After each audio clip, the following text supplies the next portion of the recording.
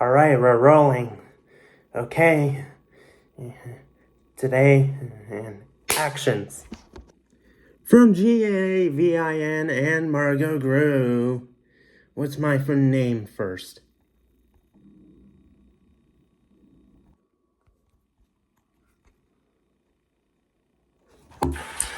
Hello, and welcome back to another episode of the Fernando and Freddie Show. I'm Fernando. I'm Freddie, and it's been a while. It's been a very long while.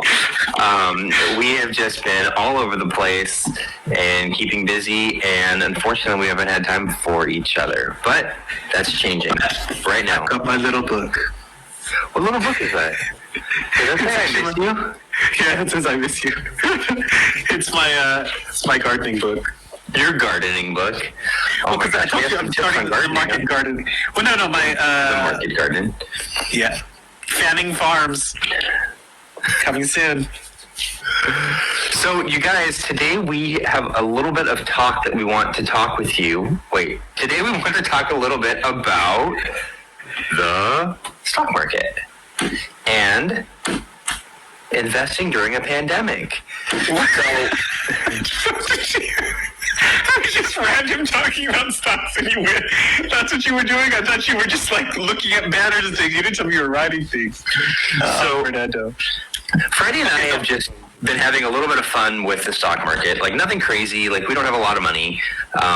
Just putting... What's that face for? Oh, I'm sorry. All right.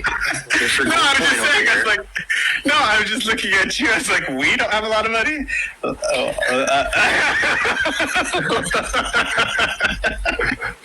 Let's just go straight into the stocks.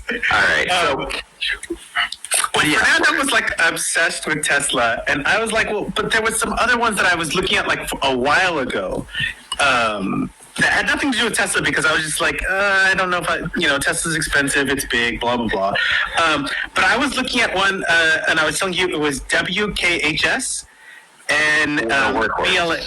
Workhorse, or BLNK. And they do charging stations, and WKHS, I think, just signed a deal with UPS to make the mail carrier trucks. USPS. Oh, well, that's kind of cool. Yeah, and so I was just like, so maybe these are like a good one to jump into. I feel like that's a lot of trucks, though. That's going to be a lot of money. It could be, but then they don't do as many deliveries as the other ones do.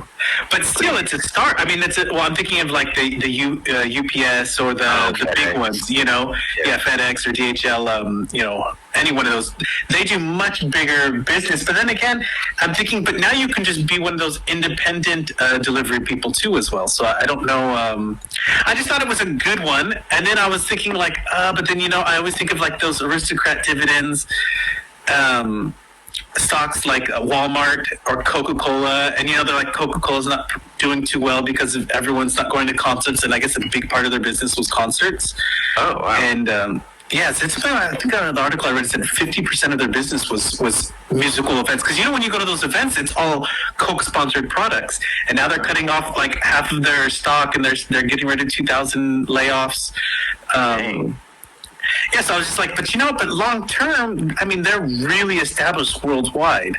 So it's just like, so it's hard to figure out what to invest in right now for the future. But the interesting thing too, though, is that a lot of stocks are affordable right now. Like so much stuff has happened that a lot of January they were affordable. Now they're kind of slowly coming back up, but. Talking back about, the Tesla stock, I was actually pretty excited about that. So, do you want to tell them why? Maybe because it was so much money. But, I mean, when I bought the stock, it was like $799. Can you remember last year when we were looking at it and it was like $400 that you bought it in? It would have split, and then you would have gotten that money up to $700. You would have made a pretty penny right now. Yeah. For one, per stock. Yeah, but hey, only owning one of that stock, so at that point it would be two, but maybe I could have bought I know, but still, that's still a lot more money than what you would have put in. You would have put in 400, and you would have had like what? I don't know what the amount was when it split, but I mean, you still would have made at least like $500. It's not bad. Yeah, no, One stock. I mean, I mean, look at people are desperate for a stimulus check of 600. I mean, it's better than nothing. I would say it's like a seed. You plant the seeds and it gives you fruit. So you get one, and you don't know by the time you retire and you end up selling or whatever you're going to do with it, you still end up usually better than where you started, as long as you invest in the right company. It's like a seed that you put in a crock pot. So that little seed, you just put it in the crock pot. It's going to grow. You're going to set it, and you're going to forget it. Seeds don't grow in crock pots. You eat out of crock pots. Yeah, but it's that's the Bronco the Bill set it and forget. Isn't this the second time you used that example? Set it and forget I don't think so. I think that's the first time. You set it. Well, I like the George Foreman one better. Indoor or outdoor? They have an outdoor one now? I have no idea. My birthday's coming up. Actually, it is next month, huh? Actually, Oh, a little over a month. 1 month and 2 days. Ooh. we're trying to give away secrets. Trade secrets. So going back, speaking of trade secrets, so what would be some secrets? Like, what is some investing advice? Like, what have you learned, taken? Like, what works for you? What do you love? What do you like? What do you dislike?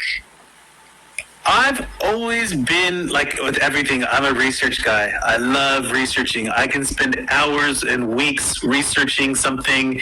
So like if before I'm going to invest in a sector or a company, I want to research everything. I mean, I'll start with like researching the CEO and seeing like if I like the person when they have interviews, because if the person's, because I told you about some companies I won't invest in because I'm like, that guy just seems shady, or just doesn't seem right. Like he's going to do something that I don't agree with. So, I mean, I think as an investor, you are investing in a company, so you should be concerned about the CEO, the board, where they're located, and how they do. I mean, it's one thing to search out the numbers, but I mean, those can always change. Things go up and down. They could have a scandal. I'm also a good scandal investor. Let you have a recall and a big scandal, I'm going to invest as everyone's selling. Because I know it's going to go back up. I remember I invested in this company in South Africa that had a big scandal with one of their meats and things, and I was like, ooh, now's the time to buy. Did you like their food?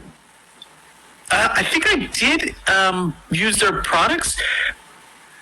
But this was a while ago. But I just remember that when I saw the scandal, I was like, oh, time to go buy.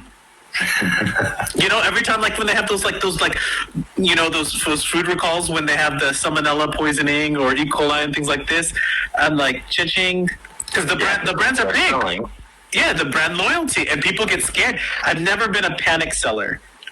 Yeah, I'm a panic buyer. I think that's a good thing too. Exactly, I am too. Oh yeah, remember Mason when she sold everything? She was panicking during the and she it was good she sold, but I don't think she bought when that last March when everything fell. I think she just kept all her cash, and I was like, oh, can you imagine how much she would have now if she hadn't? Well, I know that like when everything started happening, like around that same time, February, March, I actually had some friends who their 401ks and stuff just kind of tanked at work, their retirement or whatever it was, their retirement. Their retirement money was invested in these different things, and you can select, if you want to be risky, if you want to be safe, what kind of investments you want them to invest in. So a couple of people at work, actually, when everything tanked, they lost thousands of dollars. They pulled money out and totally no. Yeah, they were like, oh no, I can't lose all this money. And it's like, wait, why?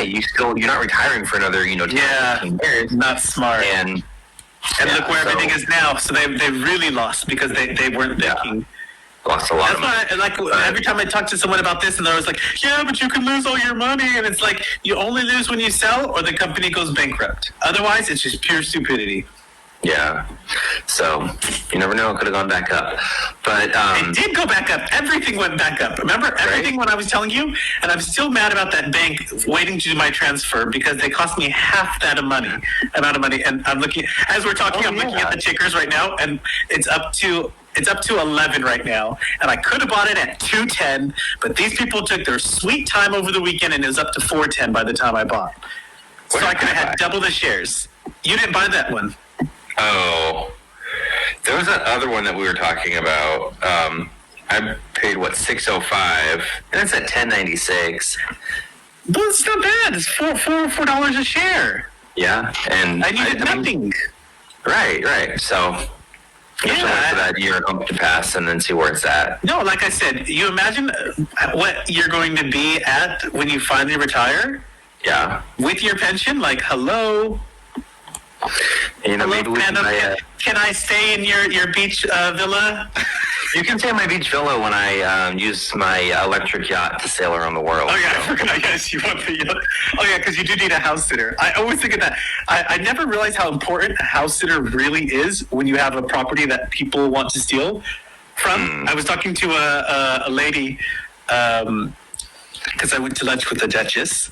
And, so she was telling me about how, because I was like, has anyone ever robbed you? And she's like, oh, I can't even count how many times our place has been robbed.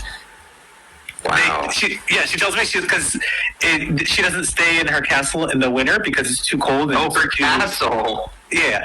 Well, she's a duchess, and it's too cold and it costs too much money to heat. And she's like, it's not insulated. So she's like, I have an apartment that I go and stay in the wintertime.